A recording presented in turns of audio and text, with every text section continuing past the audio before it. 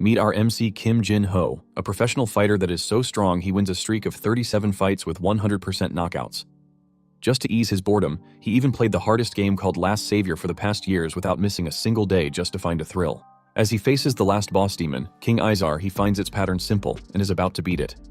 As he prepares to strike the final blow, he wishes it not to end. However, as he unleashed his final move, the Demon King's life ended. And that's how he became the champion of two worlds. Throwing the mouse out of frustration, he wonders who he should fight next. He even considers fighting an angry bear. But suddenly lighting struck his apartment, and that's how his life took an interesting turn. Slowly, he regained consciousness, his body feeling dizzy and burning. Then, he heard someone calling him, 218, repeatedly. He opened his eyes, feeling the rain hitting his body, and wondered when he had even come outside. Suddenly, someone grabbed his shoulder, shouting at him, which took him by surprise. The man urgently asked what he was doing and why he hadn't responded earlier. There was no time to waste. They had to get out of there immediately. Jin-ho, still dazed, asked the man who he was. He noticed the number 172 on the man's uniform. Looking around, he saw people dressed in orange running toward a gate with a flag bearing an eagle symbol. Recognizing the symbol, he tried to recall where he had seen it before. 172 shouted to him that today might be their last chance, their final opportunity to escape the loathsome Carry-On. Jin-ho was shocked by the name and asked in disbelief if this place was really called Carry-On. 172 shouts that there is no time to dawdle and urges him to move quickly, but he remains still, unable to believe what is happening. He wonders if he is dreaming. As he watches the prisoners pulling at the gate, nearly dragging it open, he begins to realize that this is not a dream. He can feel everything around him, making him question whether he has been sucked into the game he was playing, as a prisoner. He knows that there are too many unanswered questions, but escaping must come first. He shouts for 172 to wait a minute, but 172 calls him a lunatic and tells him to cut it out. Ignoring the insult, he asks 172 if something about this situation doesn't seem odd. He reminds him that if this were really Carrion, it shouldn't be like this. It's far too sloppy. 172 quickly explains that it's because Chief Clark isn't here. Confused, he hesitates, but 172 shouts again, saying that Clark left in a hurry earlier, so now is their chance. He urges him to pull himself together and escape. Instead of running, he grabs 172's clothes and pulls him back just as the other prisoners rush toward the gate. 172 screams in shock and shouts at him, demanding to know what he is doing. He remains silent, knowing that if what 172 says is true, the situation makes sense. However, his champion's instincts tell him that they must never cross that door. 172 struggles, trying to push his hand away, yelling at him to let go, but he doesn't. Suddenly, one of the prisoners excitedly shouts that the door is opening, believing they are free. A wave of prisoners surges forward, laughing as they run toward their supposed freedom. Then, blood splatters everywhere. A prisoner's arm is severed. The prisoners freeze in shock as Chief Clark appears with a squad of soldiers. A wide grin spreads across Clark's face as he calls them bastards. Without hesitation, he orders his soldiers to kill every prisoner attempting to escape. 172 stares in horror and asks why Clark is here, but before he can answer, he shouts at 172 to shut up and run.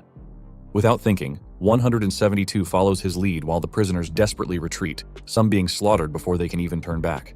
Moments later, silence falls over the prison. Clark steps inside and orders the soldiers to line up the remaining prisoners. Immediately, the soldiers bark commands, forcing the survivors to stand straight in front of the corpses of their fellow inmates. 172 looks down at the lifeless bodies and can no longer hold back. He vomits helplessly. A soldier notices and immediately kicks him in the stomach, shouting that he must not move. 172 coughs in pain as the soldier warns everyone that any movement will result in death. Looking at the armed men surrounding them, he realizes that these soldiers are no stronger than children, and another massacre could break out at any moment. If it does, he knows he will have no choice but to fight. Clark stops in front of him, smirking, and tells him that he is lucky. He mockingly asks if he doesn't even have the courage to run. Clark then sneers, saying that magicians are nothing but cowards, and just the thought of being their rival is humiliating. Leaning in closer, Clark calls him by name, Arahan, and warns him that he will regret not dying today. He walks away, reminding him to expect it. Jin-ho stares at his reflection in the puddle beneath him, the water mixed with blood. He wonders if that is truly his name. 1 week later, the only routine in the camp is stacking stone towers, a meaningless task designed solely to torment the prisoners. After several days of living there, he learns a few things about his new body. It is frail and weak, so feeble that he is completely winded from lifting a single stone. His body is about 15 years old. At night, he secretly tries to use magic, remembering that he was a magician, but no matter how hard he tries, he gets no results. He thinks it is strange that Arahan cannot use magic when the Arahan family is renowned for producing the best magicians. It makes no sense that he lacks magic, but he realizes that this must be the reason he was abandoned here. The Arahan family has plenty to spare after all.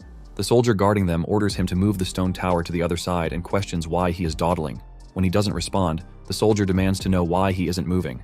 Remaining silent, he lifts the stone and carries it to the other side. Looking up, he sees a panel displaying that synchronization is in progress. It is clogged with excessive data and currently at 78%, making him wonder when it will ever finish. A moment later, it is breakfast time. The prisoners head to the poor and messy kitchen area. He stares at the piece of bread and unflavored soup, sighing in frustration. Since arriving here, he has been exercising regularly, yet his progress is stagnant due to the inadequate food. 172 notices and asks if he is skipping breakfast again. Instead of answering, he hands his bread to 172, who happily accepts it. Watching him eat, he thinks that while all the other prisoners avoid him, 172 is different. Truly something else. In the ultimate mage lineage of Arahan, there is a rumor about Arahan's signature red eyes. It is said that these red eyes are a curse, earned by taking too many lives. People believe that encountering those eyes guarantees death. He knows that 172 is around his age, and that they even share the same cell. He assumes they were on friendly terms before his possession, though he has no memories of it. However, he wonders why someone as young as 172 is in the Carrion Detention Center. 172 then warns him to be careful these days. Confused, he asks what he means. 172 explains that, because of him, the workload has increased, and the other prisoners are getting agitated. He advises him to take it easy. He finally understands why all the prisoners seem so full of life lately. Lowering his voice, 172 whispers for him to be especially cautious of number 589, the prisoner's leader. He reveals that 589 was well known in the arena and ended up here for killing people. He asks 172 if it wouldn't be dangerous for him to associate with him under those circumstances. 172 responds that he has grown fond of him and can't just ignore the situation. He stands up and acknowledges 172's concern, but tells him that he is in the way and should leave. 172, confused, asks what he is suddenly talking about. Before he can answer, they hear footsteps approaching. He turns toward the sound, telling 172 that the thing he was worried about is about to happen. At first, 172 is confused. Then, his expression shifts to shock and horror as he sees 589 approaching with a group of angry prisoners. 589 calls out to him, stating that the reason their workload has increased is because of him. Unfazed, he arrogantly responds, "So what?" and adds that if that's the case, he might as well use it as a workout. Without warning, 589 throws a punch, striking him in the face. 172 jumps to his feet in shock and calls out to him in concern. But before 589 can press his advantage, he grabs 589 by the collar and, with a smile, lifts his knee and strikes 589 in the chin. The impact leaves 172 and the other prisoners stunned in disbelief. Yet, to his surprise, 589 simply looks at him and asks what he is doing. He realizes with shock that none of his attacks are working at all. He wonders just how weak he has become. 589 grabs him by the collar and lifts him effortlessly with one hand. With overwhelming force, 589 throws him against the wall. 172 calls out to him in worry, but 589 ignores him, scanning the area and demanding to know where that rat-like wretch went.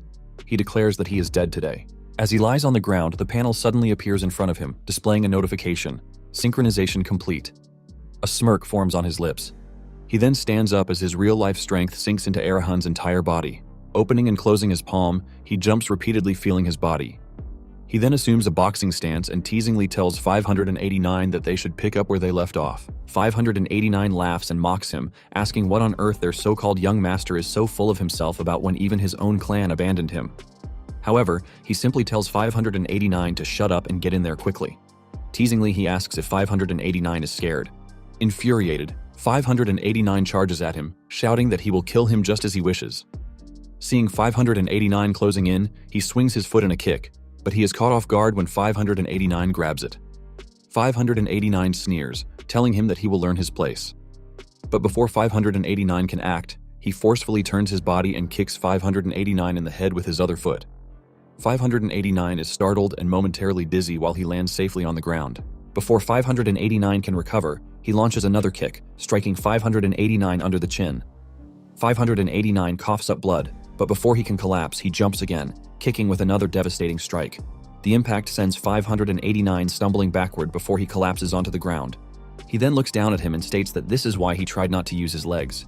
589's minions rush toward him with knives, shouting that they will make him die in agonizing pain. Unfazed, He calmly walks closer to 589, places his foot on his back, and loudly orders the other prisoners not to move. Everyone is shocked as they watch him tightly twist 589's arms backward. He warns them that if they come any closer, he will leave 589 begging for food for the rest of his life. If they don't like it, they can bring the warden. The prisoners remain silent, watching him cautiously. He asks if they think this is a joke and if they don't believe him. To prove his point, he pulls 589's arms a little more, making the prisoners panic. One of them immediately rushes out, shouting that they will bring the warden. The rest of the prisoners help 589 to his feet as he glares at him, vowing that he won't let this slide next time. He sighs, knowing that's just something 589 has to say. A moment later, back in their cell, 172 excitedly asks when he ever learned that technique, saying it was truly amazing. Then, 172 suddenly notices something strange and asks if he has always been that tall, because he remembers him being about his height. He dismisses the observation, telling 172 to keep hoisting those stones.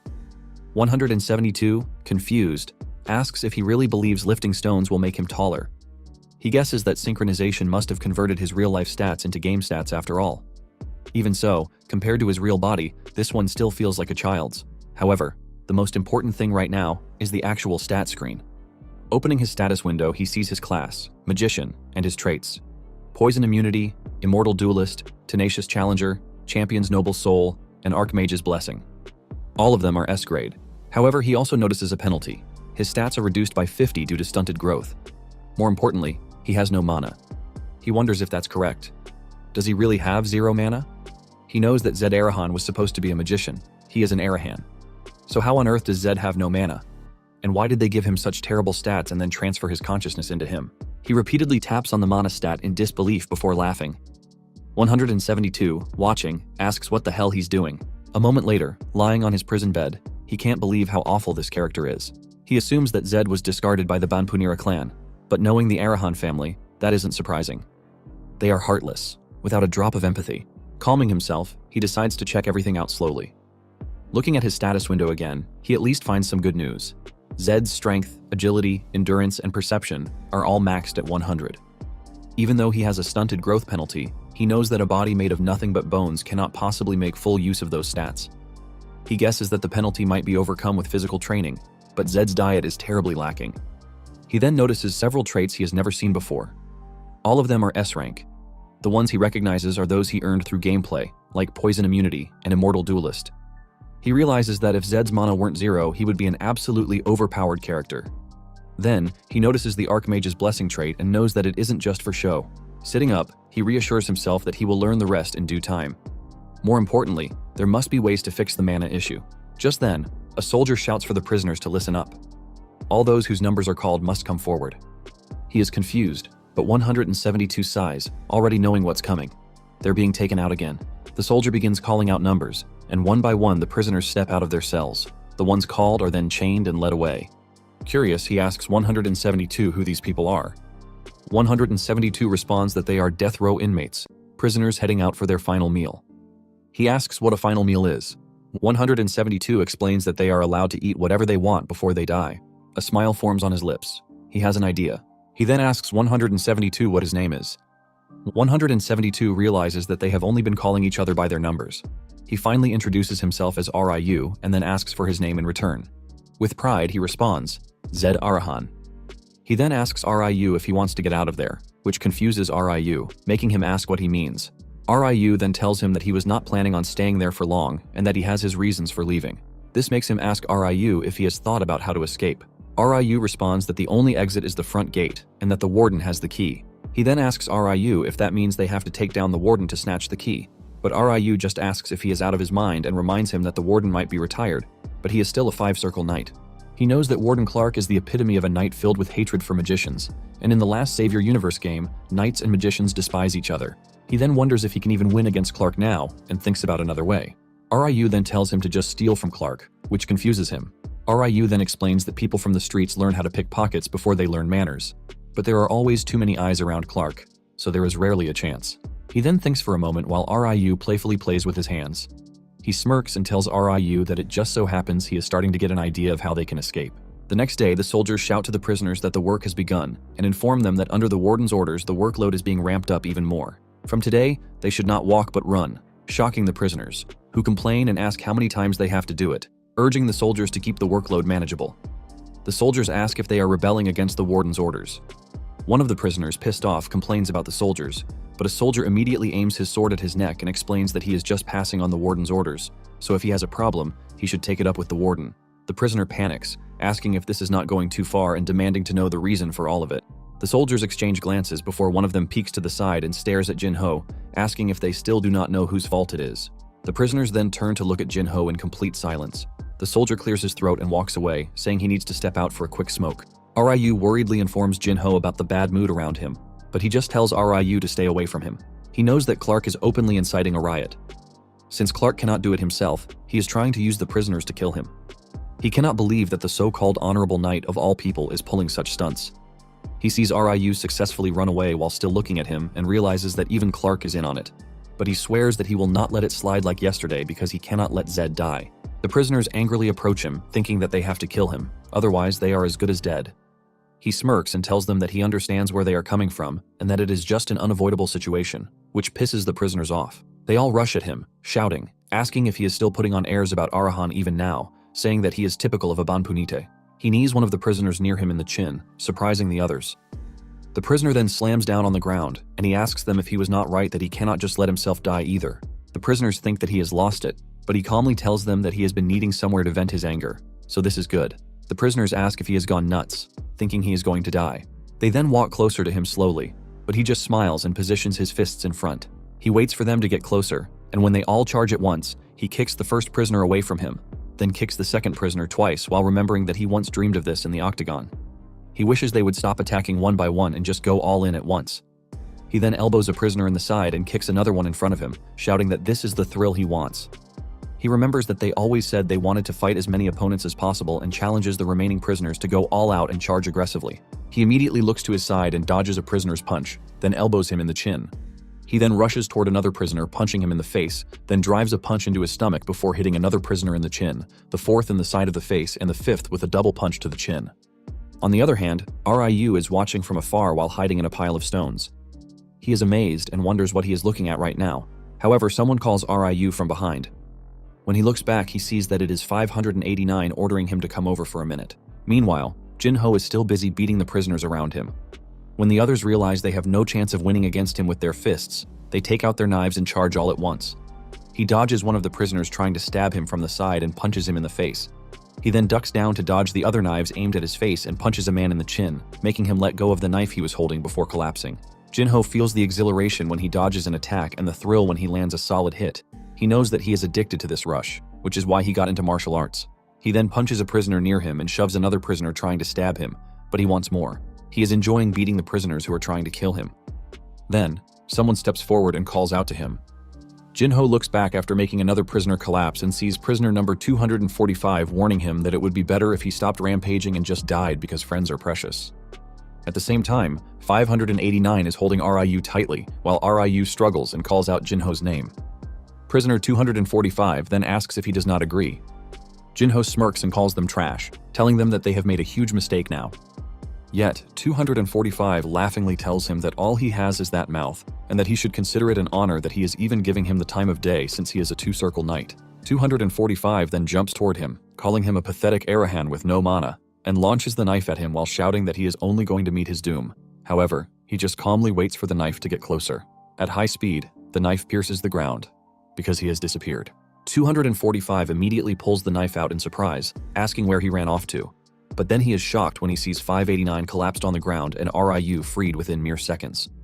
245 shouts, demanding to know what he has done, and insists that he cannot use magic. He calmly replies that it was not magic. Then, spreading his feet, he rolls around, moving smoothly as if dancing. 245 is stunned when, in just a second, he appears right in front of him, landing a perfectly 360 spinning kick, slamming him to the ground, instantly knocking him out. However, he suddenly hears Ryu stutter, mentioning the chief. He looks back and sees Clark approaching with other soldiers. Clark calls his name and orders him to explain himself. Ryu rushes forward, explaining that he was the victim, adding that they even took him hostage in an attempt to kill him and that it was all self-defense. Clark frowns upon hearing Ryu's explanation and calls the swarm of prisoners stupid bastards. He then asks if he unleashed his mana, but he simply shrugs and replies that he wonders as well, which pisses Clark off. Clark then releases a strong aura, forcing everyone to their knees with its overwhelming pressure, making it hard for them to breathe. Ryu falls under its force as well, yet he remains standing, which shocks Ryu. He wonders why he is not affected by Clark's aura, knowing that no ordinary person can withstand the aura of a 5-circle knight. He questions what is going on until a panel appears before him, revealing that his champion's noble soul trait resists suppression. He wonders if this is a resistance or a mental immunity trait. Smiling, he realizes that this is an absolutely outrageous ability, but he expected nothing less. After all, he has reached the pinnacle in his world, and there is no way a half-baked 5-circle amateur like Clark can hold him down. Clark is surprised that he remains standing and unaffected, even without unlocking his mana, which only infuriates him further. Thinking of him as a worthless half-wit, Clark inhales deeply, gathering even more force, and then releases his full aura, causing the ground to shatter. Those who are not strong enough collapse to the ground in pain, yet he still remains standing, his champion's noble soul continuing to resist it. Smirking teasingly, he wonders what Clark is going to do now. Clark cannot believe what he is witnessing and demands to know what is happening. Even the soldiers, struggling in pain, beg Clark to stop. Listening to his men, Clark finally suppresses his aura and stares at him, thinking that it is a good thing he managed to control himself. He had almost lost it and swung his sword in anger. Clark then turns around and orders the prisoners to get back to work. However, he stops Clark and tells him that he actually has something to say. Clark peeks back and asks what it is. He responds that he is sick of stacking those stone towers and fed up with constantly worrying about when the prisoners will attack him. That is why he has decided to just end it all. Ryu, confused, asks him what the heck he is saying, but he continues, telling Clark that he will become a death row inmate. Clark is shocked and asks if he even understands what that means. He then warns him that if this is just a momentary whim, he will pretend it never happened. However, he asks Clark if he is worried that he might backtrack and insists that they should record it on the crystal ball. Clark responds that there is no better proof than that. Excited, Clark calls for one of the soldiers to bring the crystal ball quickly. He then reminds Clark that it is said death row inmates can have whatever they want for their final meal, and he has already decided on his menu. He adds that for his last supper he wants verity beef, but not just a small portion. He wants a huge portion, enough to eat his fill. The soldiers are stunned, unable to believe what they just heard, knowing how incredibly expensive it is. Verity beef is the highest quality beef, naturally raised on the Verity Prairie in the Southern Empire, and one of the most prized dishes in Lase, the Last Savior game. It is so delicious that it can restore lost strength, and eating it might even turn the tide of battle. There is even a quest where players bribe NPCs with it. Jinho knows that he has an important fight coming up, so he should stock up while he can. Besides, he wouldn't mind tasting how incredible it is at least once. He then asks Clark if that isn't only fair, considering it costs his life. He adds that he only deals with S-rank items and warns them that if they try anything funny, he will nullify everything. Ryu, shocked, asks him why he wants to be on death row, making Jinho realize that Ryu is standing next to him. Without hesitation, he tells Clark that Ryu is coming along too, and that they should prepare enough for 2 people to gorge themselves. Ryu is both confused and stunned. Clark agrees and orders the soldiers to make it happen, surprising them, but they all reply with a reluctant yes, since they have no choice. Clark then explains to his men that when it comes to taking an Arahun's life, they owe at least that much. Jinho smirks and tells Clark that it's nice when they actually get along, leaving Ryu without a chance to process it all, only able to ask what will happen with his suggestion. The Verity beef takes a week to procure due to its rarity. During that time, Jinho does not step away from his work. Instead, he is served by the wardens while he continues training. Ryu sighs in frustration, unable to believe that even when he is on the brink of death, he still finds time to exercise. However, Jinho ignores him, thinking about the special system in Lase. He knows that if even one of his stats reaches 100, all experience points shift to his remaining stats. Since all of his stats except mana are already maxed out, any experience he gains now will only increase his mana. A soldier then calls for them. Jinho calmly stands up and asks if it has finally arrived, while Ryu panics, shouting and asking if this means his life is ending too. The finest preparations of Verity beef are presented before them. Ryu, overwhelmed, grabs a whole piece of perfectly cooked beef, tears forming in his eyes as he eats it in pure delight. He exclaims that he has never had anything this delicious in his life. Jinho reminds him not to forget that it is all thanks to him. As he eats, Jinho realizes that beyond its amazing taste, the performance boost it provides is top tier. Panels continuously pop up before him, showing that some of his penalties have been partially eased. He keeps eating, feeling as though all the experience that had been blocked is now pouring in at once. Smiling, he knows that his first objective has been achieved. Now, he can proceed to the next step of his plan. Meanwhile, in the chief's office, a soldier reports to Clark that the feast has begun. Clark nods and orders the soldier to ensure that no one gets near it. As he sits in contemplation, Clark wonders what exactly happened that day. There was no sign of forced restraint, yet something about the entire situation felt completely off. Even though he is retired, he is still a 5-circle knight, meaning there should be no way a young magician who hasn't even unlocked his mana could withstand his aura. He looks down at his glowing bracelet, a nagging suspicion forming in his mind. Something went terribly wrong that day. This time, he swears he will get proper confirmation. Minutes later, Jinho and Ryu finish their meal. Ryu burps loudly and sighs in satisfaction, saying that he feels like he won't have any regrets even if he dies now. However, Jinho responds that they cannot die just yet. Feeling completely full and energized, he can sense his entire body brimming with strength. He guesses that he could probably hit a punching bag all day long and finds himself eager to test his newfound power. Just then, the door swings open. Both Jinho and Ryu turn to look. Jinho asks if Clark has finally arrived. Without hesitation, he tells Clark that the food is already gone, wondering what comes next. Clark approaches them, calling his name. Smirking, Jinho teasingly asks if Clark is sulking because he didn't get his share. He watches Clark confidently, his expression unreadable. Clark reaches him, the glowing bracelet still on his wrist. A smirk forms on his lips as he meets Jinho's gaze. For now, Clark swears, he will make sure that wretched face of his succumbs to agony. Clark knew he came from the most elite magical family, which meant that even a tiny piece of intel could yield a huge profit. Depending on the quality of the information, they might even be able to leave their secluded corner. His bracelet suddenly released a wave of magic power, slowly crawling around him. Without hesitation, he fully unleashed the magic inside the bracelet along with his aura, making Jinho realize it was a powerful magical tool. Clark smirked and teasingly asked what he thought of it, adding that not even he could survive against it. However, to Clark's shock, Jinho remained completely calm and unaffected. Ryu stumbled in pain, struggling to breathe as he grabbed Clark's coat to steady himself. Annoyed, Clark forcefully pushed him away before directing his aura at him, intensifying the pressure. Ryu gasped, barely able to withstand the force. Jinho, still unfazed, called out to Clark and ordered him to control himself. Clark's anger flared even more. He focused all his aura on Jinho, calling him a cocky little bastard. Yet Jinho only smirked, standing firm thanks to his great-ass champion's noble soul. Frustrated, Clark refused to back down. He grabbed Jinho's shoulders and forced even more aura into him. Jinho merely sighed, brushed Clark's hands away, and stood up, reminding Clark to take it easy. Clark was surprised. Jinho added that if he wanted to kill someone, he should have them executed properly and stop whining like a little brat. Clark was speechless. His magic tool, his aura, none of it had any effect. It made no sense. If his mana had no impact, that meant Jinho's power was at least one circle above his own. Was Jinho a six-circle magician? Impossible. It couldn't be happening. Then, Clark noticed Jinho's bloody red eyes and questioned whether it was the power of the Arahan bloodline. A five-circle knight like Clark had honed his abilities over a lifetime, yet he couldn't even make a fledgling magician bow before him. Slowly, he accepted the truth. He couldn't overpower Jinho. As he calmed himself, he deactivated the magic tool. Jinho asked if he was done with his futile attempts. Clark remained silent, turning away, and reminded them that the execution would proceed at dawn, adding that even he, the magnificent Arahan, could not ignore the law decreed by the Imperial Majesty. He told him to enjoy his final night. Later, in the warden's office, Clark busied himself writing a report. However, he paused, realizing he still hadn't figured everything out. He guessed this information might be valuable intel for active knights, so he recorded the day's events. Yet, exhaustion weighed on him. Having pushed his mana to the limit and used his magic tool at full power, Clark was utterly drained. Though he wanted to finish his report, fatigue overtook him, and he drifted into a deep sleep. Meanwhile, in the cell, moonlight streamed through the barred windows, waking Ryu from his rest. Jinho asked if he was awake and how his body was feeling. Ryu groaned, saying he felt nauseous, like he was going to vomit. Jinho grinned, saying he had quite a skill with his hands. Ryu chuckled confidently, revealing a set of keys hidden in his sleeves. He proudly showed them and asked what Jinho thought of his skills. Jinho smirked, nodding approvingly, knowing that for a normal person, it would have been pretty dangerous. But Ryu was surprisingly resilient.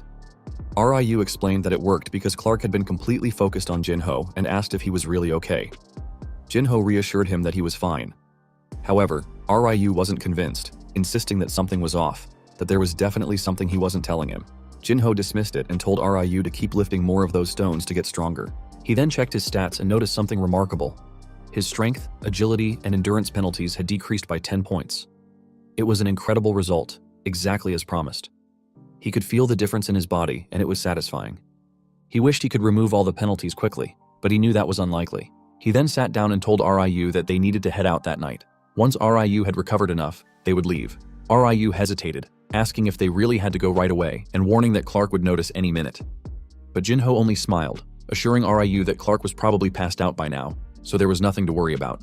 Still unconvinced, Ryu pressed him on how he could be so sure. Jinho explained that Clark's bracelet was such a coveted item that even he couldn't recall its exact name, but he knew it amplified mana instantly, while also piling on an immense amount of fatigue. There was no doubt in his mind. Clark had likely passed out somewhere by now. That realization made everything so much easier, especially since Clark had shown up at the feast room with the key and had even used the magic tool. Minutes later, Jinho told Ryu it was time to move. Ryu, still apprehensive, asked if he was really sure. Jinho replied that if he was scared, there was nothing he could do about it, which surprised Ryu. Frustrated, Ryu shouted that Jinho had to stick with him because he was his sidekick. Looking at the stolen keys, Ryu then pointed out that there was no room key among them and asked what they should do. Jinho told Ryu to take a step back from the gate for a second. Confused but trusting him, Ryu followed his instruction. Without hesitation, Jinho kicked the cell door open. Ryu stood frozen in shock, staring at the broken door before asking what kind of power that was and whether Jinho was really a magician. Jinho said nothing and simply walked out of the cell first. The noise alerted the guards, who rushed over in a panic. They immediately demanded to know what Jinho was doing. But instead of answering, he casually asked them back what else he should be doing there. The guards quickly realized what was happening and shouted that it was an escape. One of them immediately ran to report to Clark. While the guards inside scrambled to wake Clark, Jinho and Ryu rushed toward the main gate. As they ran, Ryu suddenly warned him to look ahead. Jinho turned his gaze forward and saw soldiers blocking the exit, their swords drawn. The soldiers shouted that they must stop them at all costs. Jinho yelled for Ryu not to stop and to keep running. Without hesitation, he leaped forward. Ryu responded that he understood and dashed straight toward the soldiers in front. One of them swung his sword, attempting to cut Jinho down, but he effortlessly dodged the attack. Jinho then launched his hand forward, grabbing the soldier's face before forcefully throwing him toward the others blocking the path. The soldier crashed into two others, sending them all collapsing to the ground, which left the captain in shock. The captain locked eyes with Jinho, but before he could react, Jinho's hand was already close. He struck the captain's neck, making him scream in pain. Without pausing, Jinho dashed toward the soldier he had thrown earlier, kicking him aside and sending him crashing into two more soldiers who were trying to help. He then continued his charge toward the remaining four. One of the soldiers attempted to slice him down, but Jinho swiftly ducked under the blade. In one fluid motion, he rolled midair and kicked the soldier's head in the process. The soldier collapsed instantly. The second soldier lunged forward, aiming to stab him. Jinho moved at an incredible speed, dodging to the side before planting his hand on the ground for balance. Using his momentum, he kicked the soldier's face, sending him crashing down. Landing perfectly back on his feet, Jinho immediately looked back. Two soldiers were rushing at him at the same time. He cursed under his breath but grinned with excitement. In an instant, he delivered a powerful kick to both of them simultaneously, knocking them out cold. Ryu, watching from a short distance, stopped for a second in sheer disbelief. The display of strength was insane. A moment later, Clark finally arrived at the scene, his face frozen in shock as he took in the sight of his soldiers. The men in charge of guarding the prison that night lay collapsed on the ground, most of them severely injured. One of the remaining soldiers weakly apologized, reporting that prisoners 218 and 172 had escaped. Clark's gaze shifted toward the wide-open main gate. His shock quickly turned into fury. Without hesitation, he shouted at the top of his lungs, ordering all his soldiers to get Jinho immediately. Meanwhile, in Motama village near the detention center, Ryu was hiding while scanning the surroundings. Slowly lifting the lid of a barrel, he whispered that he thought Clark had completely lost them, letting out a sigh of relief. Jinho then asked Ryu where they were, to which Ryu responded that they were in a small town called Mota, the only village near the detention center. Jinho asked if he was right in thinking that the guards would come there first, and Ryu admitted that they couldn't help it. The other towns were too far away. However, if they blended in with the locals, they should be safe. Ryu then began rummaging through an old clothes box. Jinho told him that he would follow his lead for now, but asked what exactly he was looking for.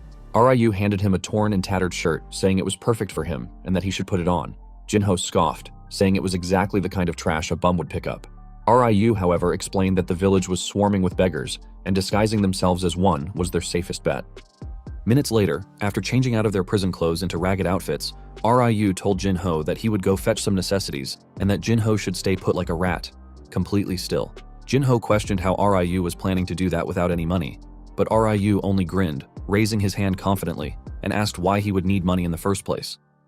That made Jinho realize that Ryu's way of thinking was completely different from his own. Before leaving, Ryu reminded him not to go anywhere, emphasizing that he was his sidekick, and Jinho simply nodded. 2 hours later, Ryu returned, and Jinho asked what he had managed to get. Ryu revealed a pair of colored lenses and instructed him to put them in, covering his red eyes. Jinho asked if that would be enough, and Ryu nodded. reminding him that red eyes were a symbol of the Arahan bloodline and that he needed to be cautious.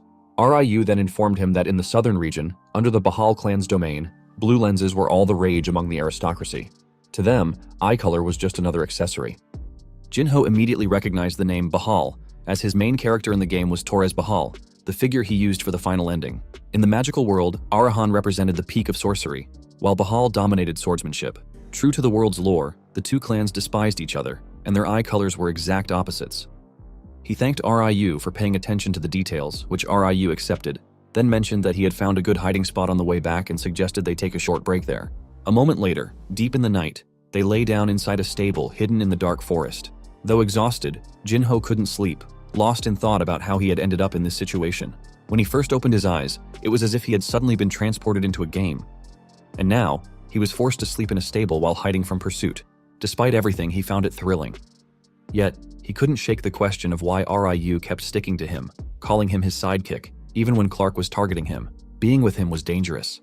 He still didn't know much about Ryu and assumed he was just a street kid and a pickpocket. Though he needed Ryu's help for now, he wondered if he could really trust him completely. What he didn't realize was that Ryu, lying beside him, was still awake. The next morning, Jinho woke up cursing when he saw the mess around them. Mud and manure were everywhere, and in the darkness of the previous night, he hadn't noticed it. He muttered in disbelief that he had actually slept in a place like this. Ryu, sitting up while yawning, sarcastically remarked that it must be uncomfortable for an elite noble. Jinho asked if people actually liked living in such conditions, but Ryu only asked back if he really thought people chose to live like that out of preference. He explained that people simply settled where they could afford to survive. Jinho stood up, determined not to endure another night like that. He declared that he needed to start making money because, at the very least, they needed to eat. Ryu scoffed, asking how he planned to do that while still avoiding the warden's eyes. He jokingly suggested that Jinho should learn a bit of pickpocketing while he was at it. Jinho dismissed the idea immediately and instead told Ryu to take him to the place he had mentioned. Ryu was confused, asking which place he meant, and Jinho responded with a single word: the arena. Later, in the underground arena, two men stood on the stage, locked in an intense head-to-head battle. Jinho smirked as he watched them, while behind him, Ryu nervously scanned the surroundings. The crowd around them erupted in excited cheers, prompting Ryu to whisper nervously that he thought they had come to the wrong place. However, he assured Ryu that they were exactly where they needed to be. Their attention turned to the fight, where the black guy bit Icas. Icas retaliated with a punch to the black guy's face, but the black guy blocked the next strike. Undeterred, Icas continued his assault, landing a powerful blow to the black guy's side, cracking a bone. The audience roared, urging the fighters to give it their all, as they had bet heavily on the match. Meanwhile, he watched silently, initially expecting a sloppy street brawl. To his surprise, the fight was far more skilled than he had anticipated. Ryu, on the other hand, grew increasingly anxious, glancing around and stammering that the place was terrifying and they should leave immediately. Icas charged forward, delivering a brutal punch to the black guy's face, causing his nose to bleed and his head to tilt helplessly. Icas didn't relent, repeatedly striking his opponent's face. Ryu, unable to look away, whispered worriedly that killing someone here meant nothing, and that Icas was far stronger than the Carrion convicts. Ryu added that trying to handle Icas with the neck grab technique was hopeless. However, Ryu's confusion turned to shock when he suddenly disappeared. The crowd gasped as Icas froze mid-strike, his fist caught in Jinho's grip. Jinho calmly asked Icas if he hadn't noticed his opponent was already knocked out and advised him to take it easy. Icas was taken aback, while Ryu stared in disbelief, wondering why Jinho had climbed into the ring. Jinho turned to the man at the side, asking if he was the referee and if he had been bribed. He questioned why the match was still ongoing when the outcome was clear and whether there were any rules at all. Icas yanked his hand free and demanded to know what Jinho was thinking, sarcastically suggesting that if he were a noble, he'd be even more troublesome. Jinho simply asked if Icas couldn't tell by looking at him, then declared with a smirk that he was clearly just a street kid. The audience erupted in frustration, shouting at the lowlife for ruining their fun and demanding their money back. Unfazed, Jinho shouted back, telling the crowd to quiet down and promising to take responsibility. He confidently declared that he should be the one fighting Icas and assured them they were about to witness something truly entertaining. Ryu, horrified, called out his name, pleading with him to stop. Ryu reminded him that Icas' strength far exceeded his limits and that the entire atmosphere favored Icas. The odds were 1 in 1,000, no, 1 in 10,000, and even the gods or the goddess of fortune couldn't tip the scales in their favor. Ryu begged him to fight someone else, insisting that Icas was off limits. Yet, Jinho calmly told Ryu to quiet down and put all his faith in him. Ryu, even more shocked, asked if he was even listening, and if he planned to keep acting recklessly. Ryu shouted for him to quit and come down immediately. Jinho, unfazed, called out to Ryu, suggesting they feast on beef after the match as if there were no tomorrow. Ryu yelled back, telling him not to set any flags. A moment later, as the match was set to begin, the referee announced the start. Icas noticed that despite Ryu's panic, Jinho remained calm and composed. Icas was puzzled when Jinho positioned his fist forward, smirking confidently. Icas observed that Jinho couldn't be more than 15, yet his gaze was sharp, his breathing steady, and his stance unlike anything he had seen before, threatening yet controlled. Icas felt his body tremble and questioned why he was reacting this way. Was he scared of a lowlife like Jinho? Determined to end it, Icas charged forward, but in an instant, he was pushed back by a single precise punch. Icas staggered, his nose bleeding, as Jinho calmly explained that a punch shouldn't be pulled back behind the shoulders. Instead, it should be delivered from a guard stance, straight to the opponent's face, along the shortest, fastest, and cleanest path. Without hesitation, Jinho unleashed a flurry of punches, leaving Icas helpless and unable to defend himself. Icas was pushed back despite charging forward at full speed. Jinho planted his feet firmly and delivered a powerful blow, aiming to end the fight. The force of the punch sent Icas's teeth flying from his mouth, leaving him severely beaten within mere minutes. The crowd was in disbelief, shouting in confusion, wondering who this underdog was and if Icas was going easy on him. Meanwhile, Ryu stood with his eyes tightly shut, desperately calling upon the god of war, the goddess of fortune, the god of miracles, and the mother of life, begging them to ensure Jinho's safe return.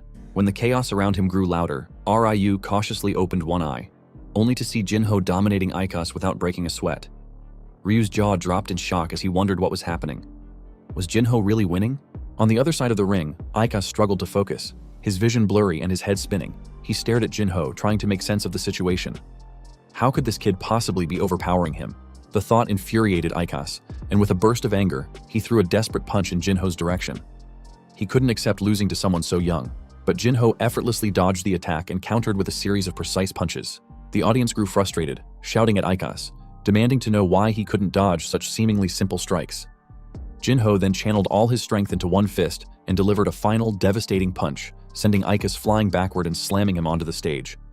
Jinho turned to the referee, demanding to know what he was doing.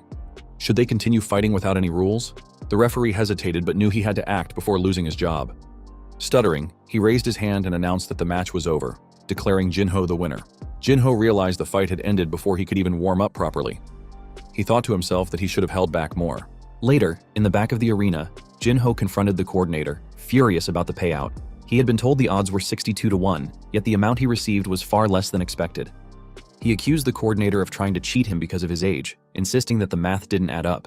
The coordinator defended himself, claiming the calculations were accurate, but Jinho wasn't convinced. As he argued, he noticed Ryu looking away, sweating profusely.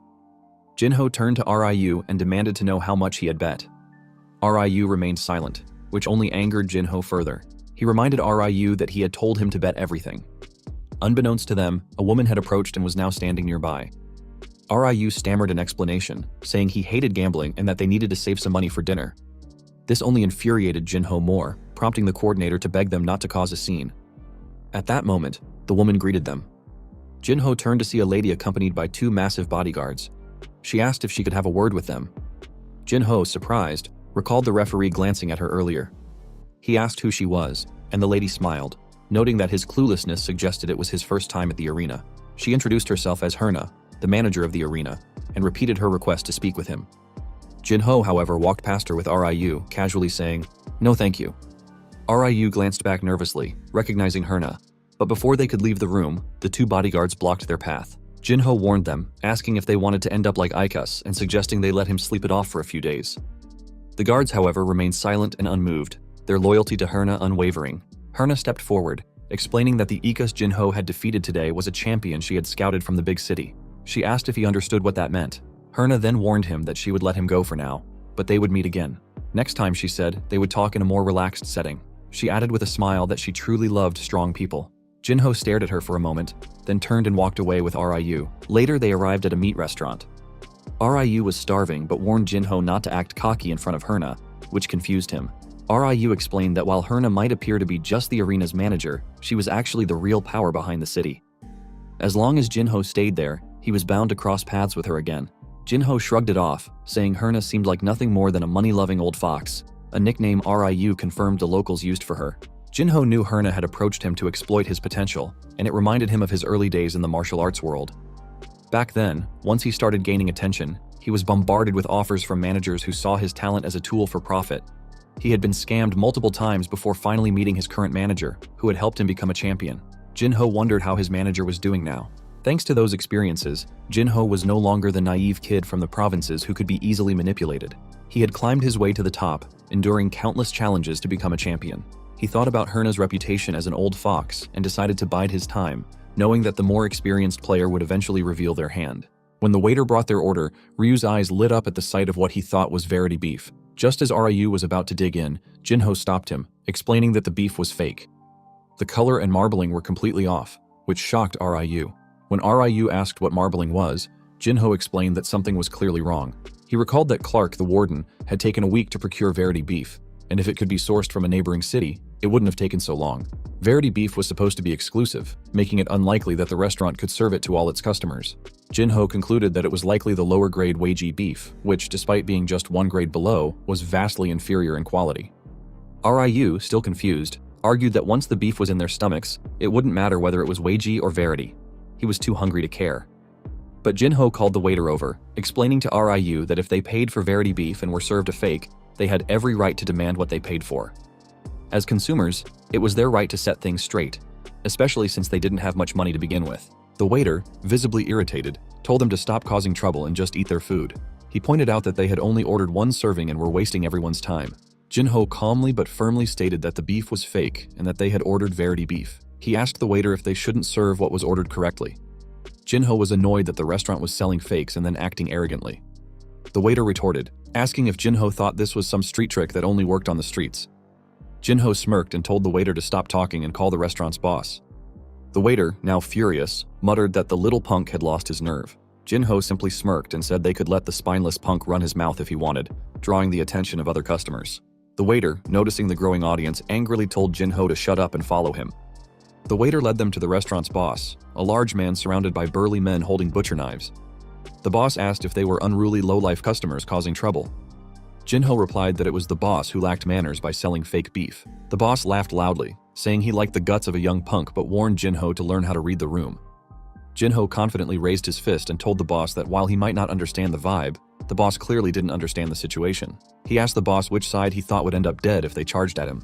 This enraged the boss, who shouted that Jinho was about to learn a harsh lesson in life. He ordered his men to attack, and they lunged at Jinho. In a matter of seconds, Jinho dodged, countered, and incapacitated all four men. He punched the first man in the face, disarmed the second and broke his arm, swiftly knocked out the third, and slammed the fourth to the ground. The fight was over almost as quickly as it had begun. The boss, who had been arrogantly laughing moments earlier, now looked horrified as his men lay on the floor, severely injured. He shouted in disbelief, demanding to know what had just happened. Ryu, grinning, teased the men, asking if they knew who Jinho was. He proudly announced that Jinho was the one who had knocked out Icas. The boss, who had initially laughed off the news of Icas's defeat, now realized it was true. He nervously asked Jinho what he wanted. Jinho calmly explained that they were finally speaking the same language. He said he was a reasonable person and only wanted fair compensation. He laid out two conditions. First, the boss had to return the money they had paid, and second, from now on, the boss would provide them with verity beef at the price of Weiji beef. The boss, stunned, shouted that they were acting like a bunch of thugs. A moment later, in a comfortable inn, Ryu lay on the soft bed, marveling at how luxurious it felt. He happily told Jinho that he had never slept on such a soft bed before and declared it the best experience ever. Ryu added that Jinho's performance earlier had been amazing, something he would expect from a noble. Jinho, lying on his own bed, responded that if word got out about the restaurant's fake beef, it could ruin their reputation.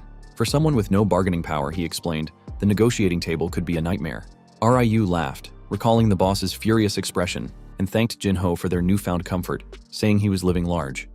Jinho agreed and suggested they get some sleep. Hours later, Ryu stirred and opened his eyes.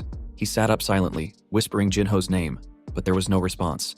Assuming Jinho was asleep, Ryu quietly put on his clothes and slipped out of the room, unaware that Jinho was still awake. A few days later, Ryu called out to Jinho, asking when they would eat because he was starving.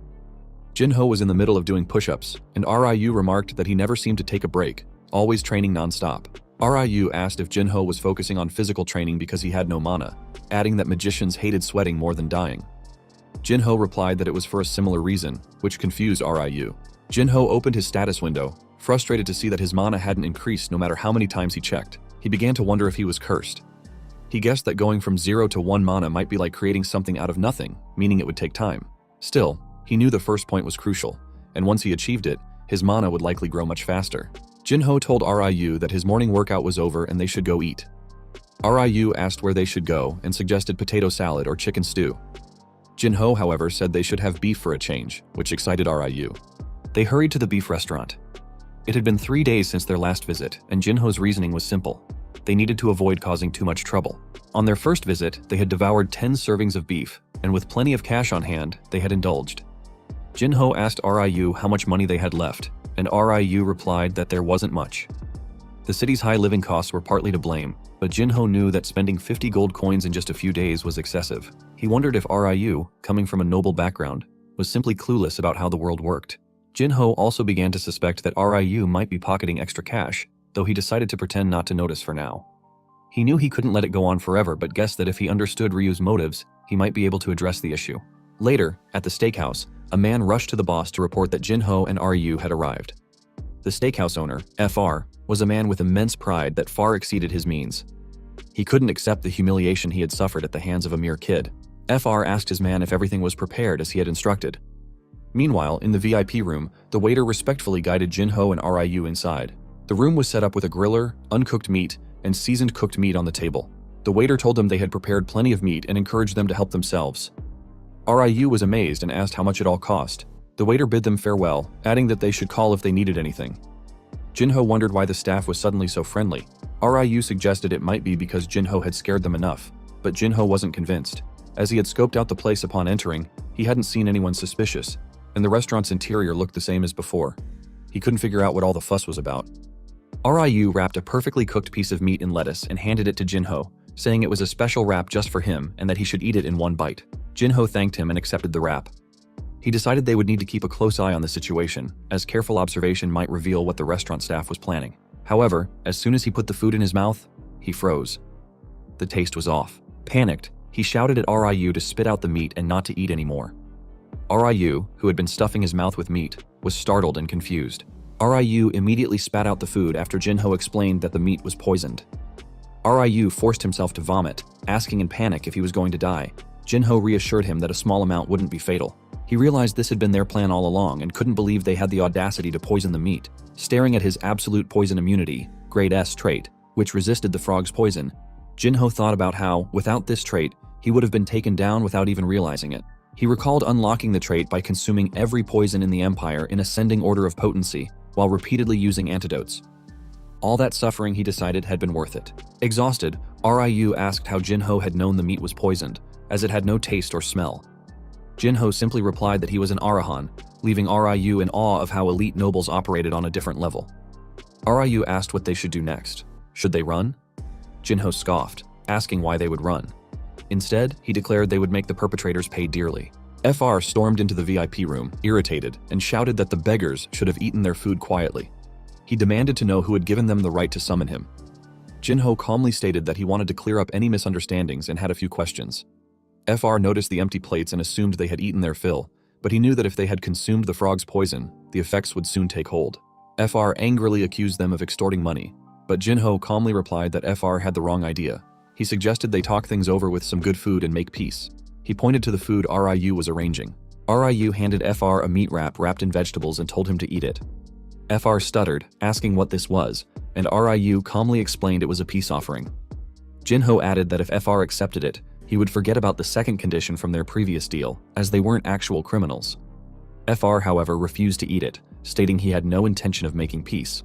Jinho asked if FR's refusal meant he wanted to keep paying them, or if there was another reason he couldn't eat the wrap, like it being poisoned. Jinho's smirk turned serious, and FR grew visibly afraid, though he denied the accusation.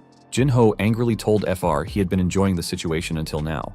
With one hand, he pushed the massive table aside, startling FR. When FR saw the uneaten meat on the ground, he realized Jinho had noticed the poison.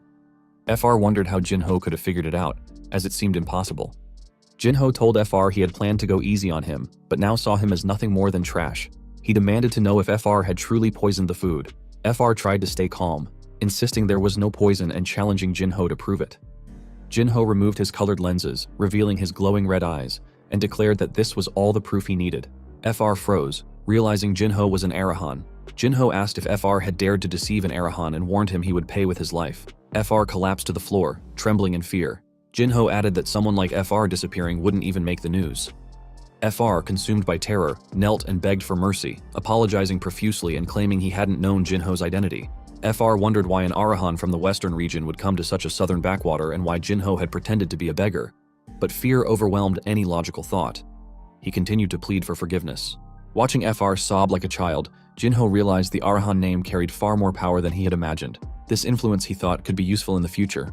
Calming down, Jinho told FR that since he was being sincere, he would grant him mercy. This once. FR bowed repeatedly, swearing eternal gratitude and vowing never to forget Jinho's grace. Jinho laid out his conditions. First, FR was never to reveal his identity, a demand FR eagerly agreed to, even swearing on his deathbed and beyond. Second, FR was to hand over half his wealth, and Jinho would pretend none of this had ever happened. FR hesitated for a moment but quickly agreed, offering to fetch the money immediately.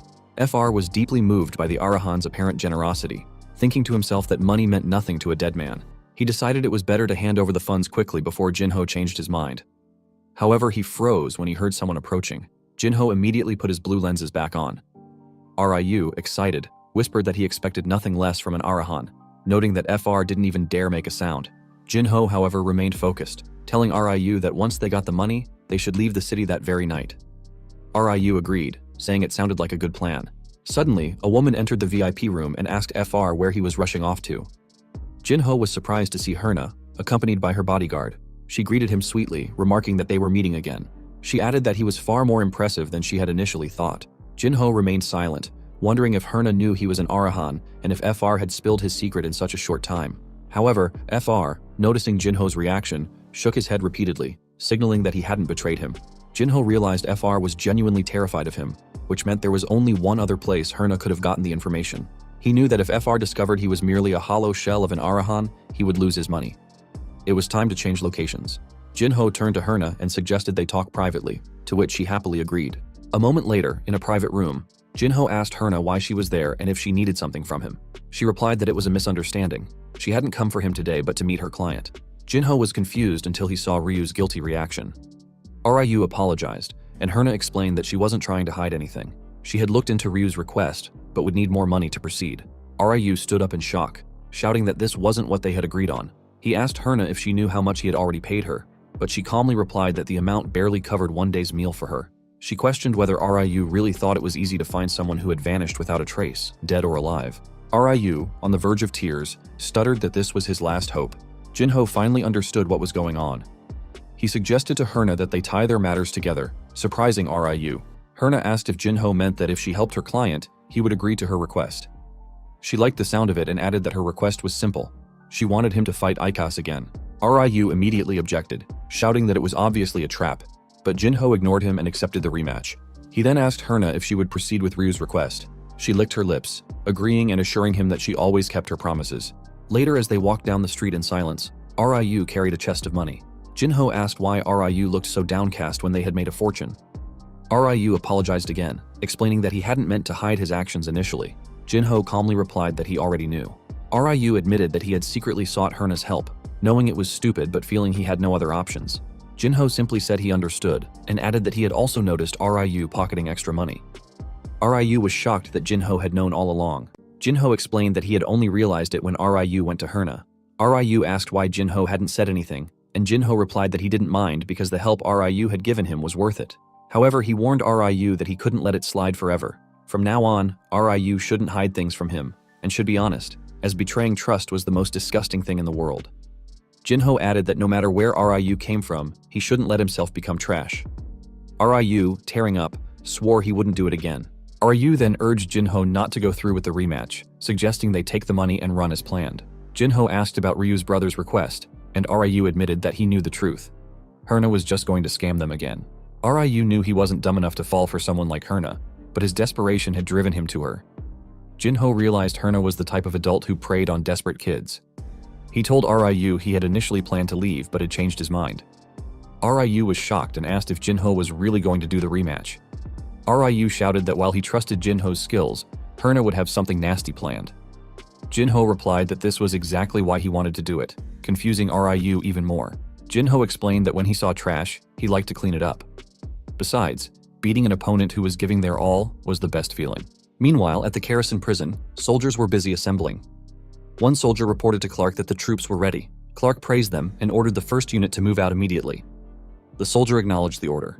Clark, furious, slammed his fist on the table, breaking it, and cursed Jinho for hiding right under his nose. He swore to crush Jinho for good once he found him, shouting his name in rage. That's the end of the video. Let me know your thoughts and if you want the next part.